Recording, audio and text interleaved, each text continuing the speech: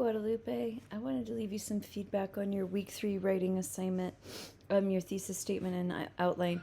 So you mentioned over here that in your comments you think that you need some help, and I think I can help you. I think I know how to help you narrow this thing down. So the majority of your submission um, is you kind of summarizing what happened, like as you mentioned in the beginning, um, the process and the three, I don't know, stages, for lack of a better word, that the man experiences is anger, acceptance, and then gratitude, essentially. Um, and I can see you talking about these items in each of your body paragraphs. I think what I think where you're getting where the difficulty might be is that there's not a clear claim. So you don't take a clear stance in this essay, but I think if you can make your stance clearer to the reader, so more explicit, I think that you'll figure out how to enter into this conversation. So you might think about it this way.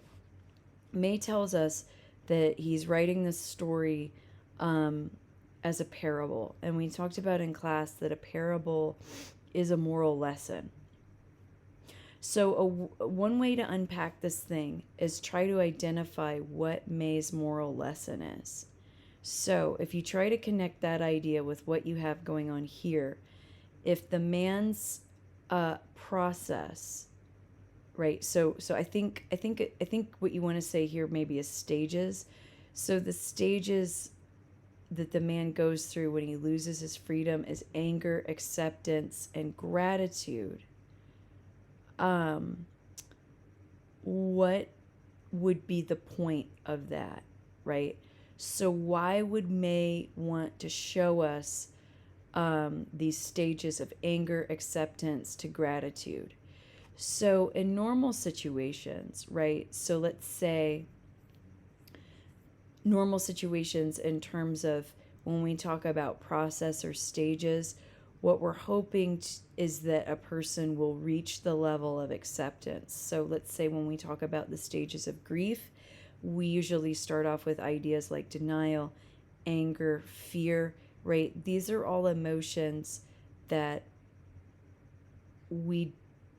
it's okay to experience in the short term, but we don't want to experience them in the long term, right? We're hoping to get to acceptance, right? That's when we think that we've healed. But note that when we're talking about someone losing their freedom and accepting that loss and even being thankful of it, we should question that as readers, right?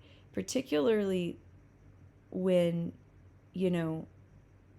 freedom in our society is something that we value greatly. And in the moments in history, particularly in the history of the United States, when freedom has been denied to groups of people, historically we look back on that with shame, right? So probably the most obvious example in the history of the United States is slavery, right? We now view that as a very evil and sinful institution.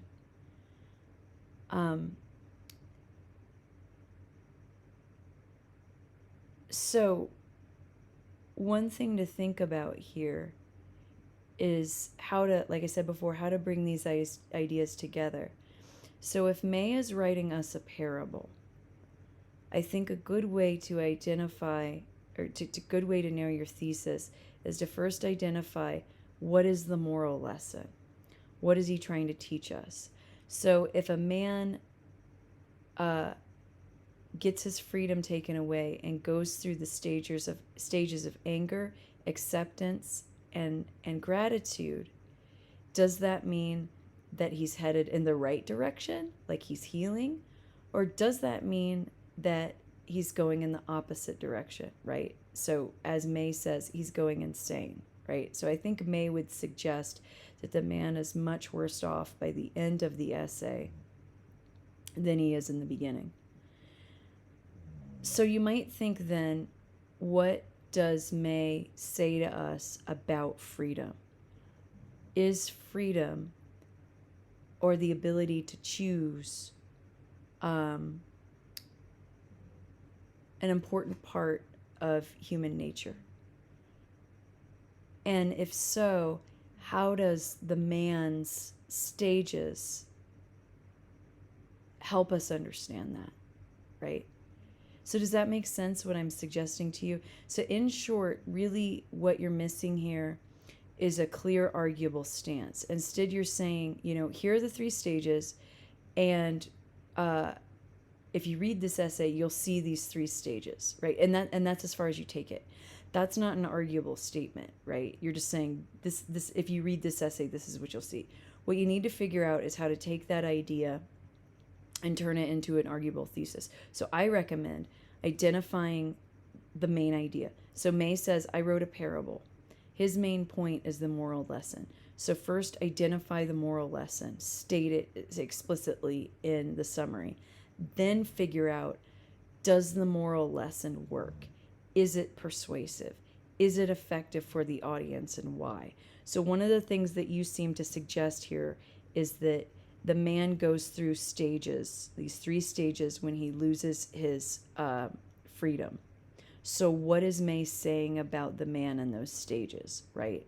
I think he's saying that, the man's worse off than he was in the beginning.